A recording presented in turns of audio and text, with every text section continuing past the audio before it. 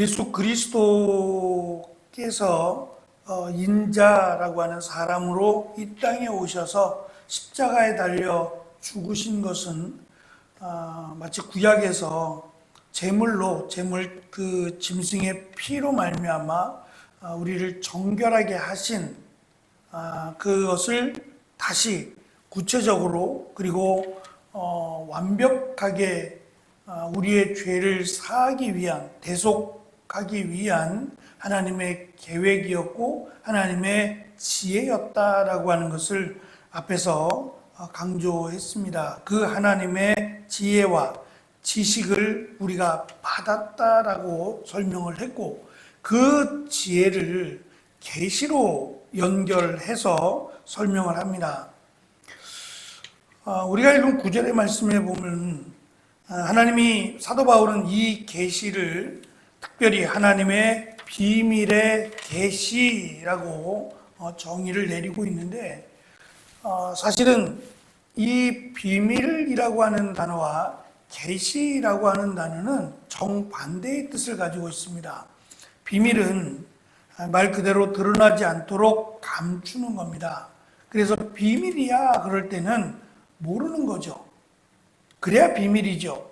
그런데 계시라고 하는 것은 밝히 드러내는 겁니다. 드러내어 알게 해주는 것이 계시입니다.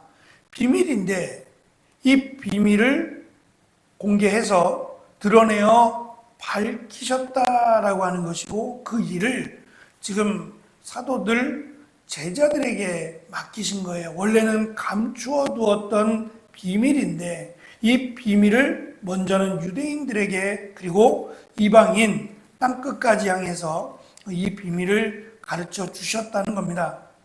그리고 중요한 것은 이 비밀, 이 계시가 동일하게 예수 그리스도를 통한 구원과 연결되어 있어요. 다시 말하면 예수 그리스도를 통한 구원이라고 하는 것은 비밀에 속해 있던 것인데, 이 비밀에 속해 있던 것을 모든 사람을 향해서 드러내어 알게 하셨다라는 말씀입니다. 이 공부를 잘하는 학생들, 그들만의 이 공부를 잘하는 비법이 적힌 노트가 있습니다.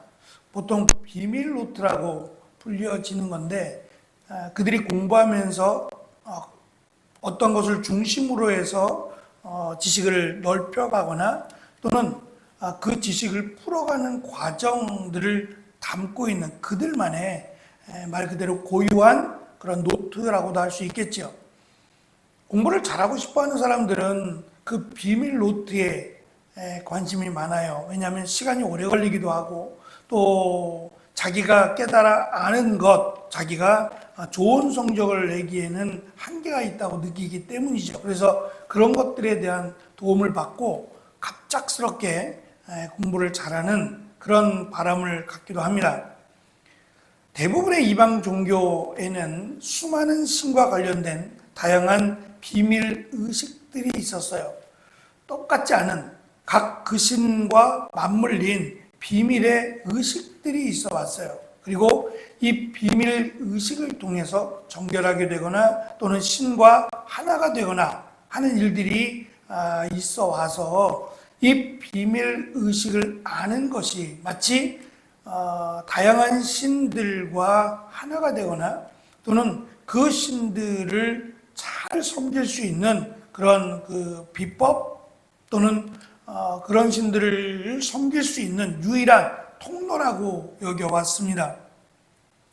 사도 바울은 이들의 주장과 이들의 믿음에 반대해서 자신이 전하는 예수 그리스도의 복음이라고 하는 하나님이 예수 그리스도를 통해서 완성하신 이 구원이야말로 참된 비밀이다.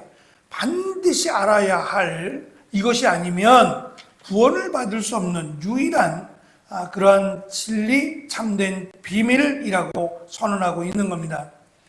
특별히 유대인들의 입장에서 이 비밀이라고 하는 단어가 특별한데, 이 비밀이라고 하면 유대인들은 다니엘서를 생각합니다. 다니엘의 경우 하나님의 비밀은 느부갓네살 왕이 본 꿈의 내용과 매우 연관되어 있고 하늘로부터 마지막 때에 심판자로 인자라고 하는 분이 오셔서 하나님의 나라를 회복하실 것이다 라는 기록의 말씀이에요. 그러니까 이것을 그들은 비밀이라고 여겨왔어요. 그래서 이 비밀을 알기를 원했고 도대체 그 인자가 누구냐, 마지막 때에 심판자로 오실 그분이 누구냐, 메시아가 아니냐라는 것으로 기대를 해왔다는 겁니다. 사도 바울 역시도 예수님을 만나기 전, 예수님을 믿기 전에는 그런 줄 알았어요.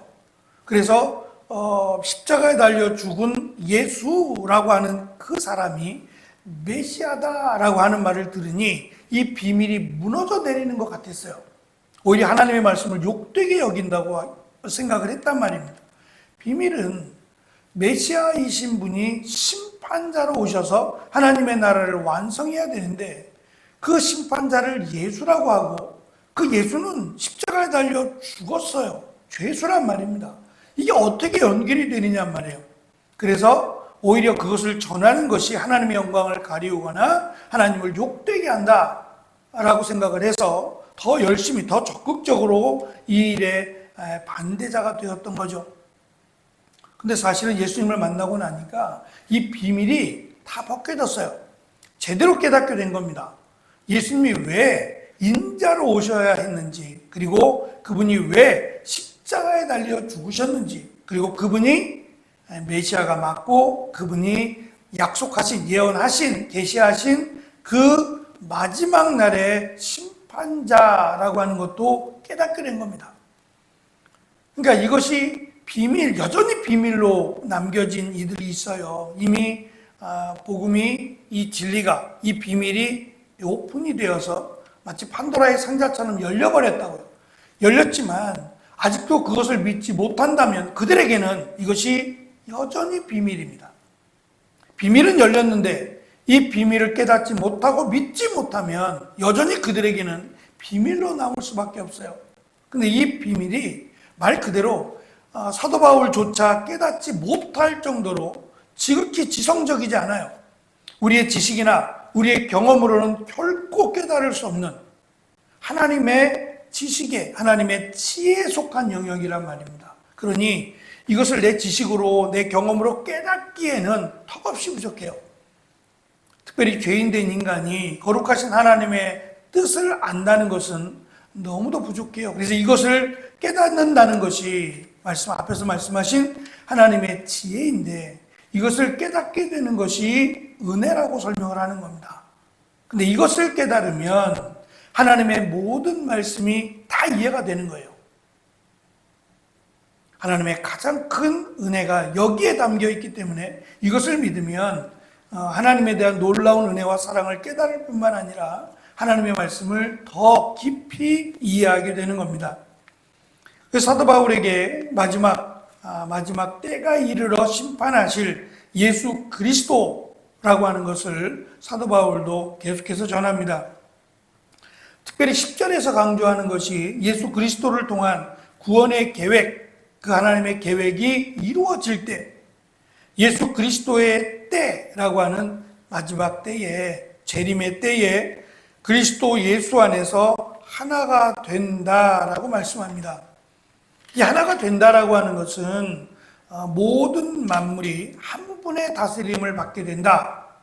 지금은 각기 다른 사람들 또는 다른 나라들, 그들의 통치자들로 의해서 다스림을 받게 되죠.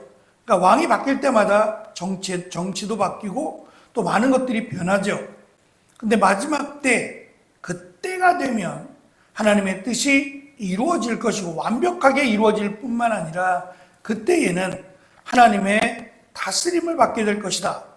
그러면 천국과 지옥이라고 하는 것이 그때 완벽하게 이루어질 것이고 지옥은 지옥대로 또 하나님의 나라는 천국은 천국대로 다스림을 받게 될 것이다 라고 하는 내용입니다.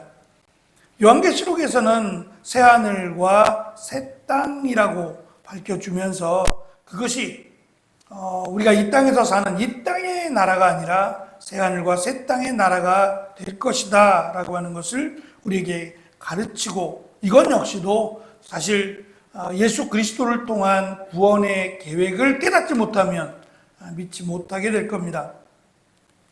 그리스도 안에서 모든 것이 하나가 되게 하시는 하나님의 계획은 지금도 진행되고 있고, 그 때가 언제일지는 알 수 없지만 그 때가 찰 때까지 기다려야만 합니다.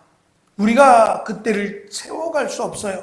그때는 하나님만이 알고 계셔서 그때는 반드시 오는데, 그때를 알지 못한다는 것과 중요한 것은 그때가 언제 임하든지 간에, 도적같이 임하든지 간에 그때에 이르렀을 때에 하나님의 비밀의 계시를 알고 그것을 믿는 자로 서 있어야 된다는 겁니다.